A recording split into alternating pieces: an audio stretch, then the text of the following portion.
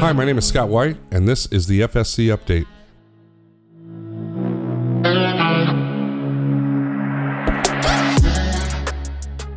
All right, hello everybody, and welcome back. Happy New Year 2023. Can you believe it? 2023, Scott. That's amazing. And we're already 15, 16 days into February. Absolutely. What an amazing year we finished off with 2022, and we're happy to be back here, 2023. Absolutely. We're off to the races. A couple of important updates for everybody. Since January, we've hired, we have about 200 new EMTs that are either in training, have graduated the orientation program, or are out on the street with all of you folks right now. So that's some amazing news to have. So help is on the way with our schedule. We have in Orange County right now, there are about 60 open positions. And in Los Angeles, I think we're down to about 130 open positions, somewhere right in that neighborhood, 130, 132. Yep. But getting close to having a full schedule. Across the whole LA basin, right? You're looking at areas 3, 4, and 5, and those are filling up. And I think that the relief of all those new EMTs coming in is going to help a lot. Absolutely. You'll see by the time you're seeing this video, you will have participated. Some of you will have participated in a shift bid. And you'll see that in Orange County, there are 2 additional 24-hour units back on the schedule. And Lyle, I know we're putting a couple of 24s for pickup in LA. That is correct. One of the first ones will be Lincoln 2307. That's the East Whittier station. And we've also opened up Lincoln 4807, which is Walnut out in the San Gabriel Valley. Awesome. All right. Well, so that's a fantastic update on our schedule. And shout out to our TA team, talent acquisition, for all of the recruits that they're out finding, and our training department for processing, and our HR department processing 200 new applications in the first 45 days of the year. It's incredible. Amazing job. And a shout out to all of our FTOs, because they're doing a tremendous job getting all the new folks trained, and many of them, this is their first EMS job ever. So my hat's off to our FTOs out there. Absolutely. Let's do an update on the clock in and clock out system. Yes. So if you were here in May, there's so many new people, but if you were here in May, that's when we ratified the collective bargaining agreement.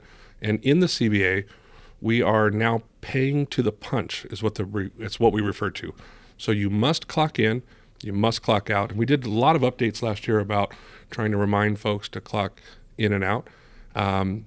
Now, at this point, we now have a clock in, clock out policy that's been updated and vetted through the union.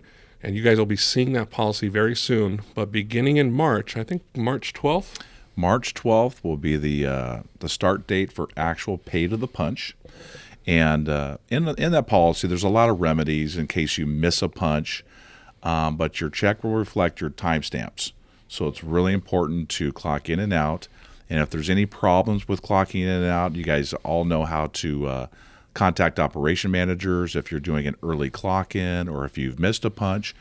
And probably more specifically, the LAOC timekeeping email link. That works great to forward that to our payroll department, and they can make those corrections for you as needed. So one more time, guys, it's very important. March 12th, we actually go live with paying only to what you've clocked in. So if you do not clock in, you could be adversely affected on your check. So it's very important you read the memo, and as Lyle talked about, there are lots of remedies if you forgot to clock in, how to fix that. But remember, there's a time frame in which you can fix that. And so read the memo carefully. That'll be out in everybody's hands here very shortly. Another update is we're putting some new safety equipment on the ambulances. This week and over the next couple days, we're going to be adding what's called buckle guards.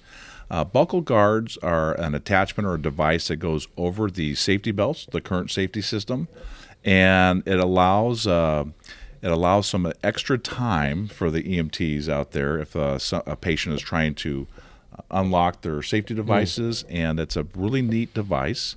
It's going to increase patient safety and crew member safety out there. So look out for that video that's going to be coming out. And where can everybody find the video? The video is going to be located on Blink. We're going to be launching it on Blink, and they'll have it in our video archives there that they can Excellent. click on anytime and review that information. Excellent.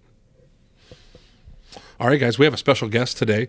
In an effort, because there are so many new people in 2022. Do you know that we hired almost 800 EMTs, and we have current headcount right now, I think, is just over 1,000, Yes. almost 1,100. Yep. And so lots of new faces out there, and an effort to make sure that all of our new personnel know all of the leadership team. Our guest today is Mr. Sergio Montoya. Welcome, Sergio Montoya. How are you doing today, sir? I'm doing fine, Lyle. Thank you. Thank you for having me. All right. A couple of things to get us started here. Tell us what your position is and where you're located, where you normally operate out of. Okay, well, my official position is Operations Safety Manager. I am located out of Santa Fe Springs, but you find me just about everywhere. I guess that's the beauty of my job. I'm all over the place, but yeah, I show up to work every morning at Santa Fe Springs. Sergio, Sir. how are you? Good, how We've are known you? each other a long time, probably over 20 years. Yes, We absolutely. were at AMR together Yes. back in the day, and you were in charge of our EVOC program, doing all of our driver training in LA County. I remember those days. Oh, yeah. And when the transition to Falck happened, it was in 2006 for you. Yep, 2006. Were you able to do some of the driving training and EVOC instruction when you came over? Oh, yeah. That's basically what I came over to do. That's how I got started here at Falck and transitioned over into the safety side. Awesome. So you've been with Falck since 2006. Yes, I have. What's it been like since 2006? I mean, it's a long time to be here. Oh, absolutely. You've seen some growth and Oh. some changes. Yeah, all that. Definitely changes, a lot of changes, but, we're still going strong, and that's the most important part. Absolutely, absolutely. Well, I think you're doing a fantastic job in the safety role, and I know, you know how I feel about you, and the rest of the team feels about you. You had a birthday recently. I did, yes. I'm not going to ask you how old, but your birthday is on Valentine's Day. It is. So how does that work at home? Do you ever get a birthday It's- celebration, or is it it's- more Valentine's? It's more Valentine's. It's kind of tough because obviously the focus is my wife. Right. So it's kind of tough for me, but we managed to make it work. Nice, Yeah. nice. Well, happy birthday. Well, thank you so much. I know that you're an avid kayaker. Can you tell us a little bit about that? Yeah, when I'm not here at work, I like to go out on my kayak and do ocean fishing. I do some lake fishing, but the majority of the time you'll catch me somewhere in the Pacific. Mostly my favorite spot would be out of Newport Beach, Newport Harbor, and occasionally I venture out into the open ocean and see what I can catch. I've been kayak fishing for maybe about 20 plus years. Owned many kayaks, and currently my favorite kayak is an ocean, actually a Old Town Sportsman pedal kayak. Oh, fantastic. Yeah, absolutely. One of the things we always ask our guests is, are you a baseball fan? I am a baseball fan. And your team? Oh, absolutely, the Dodgers by far. All right. Ever since I was a little tyke. Fantastic. Yeah. Awesome. Anything you want to say to all of our folks before we break out?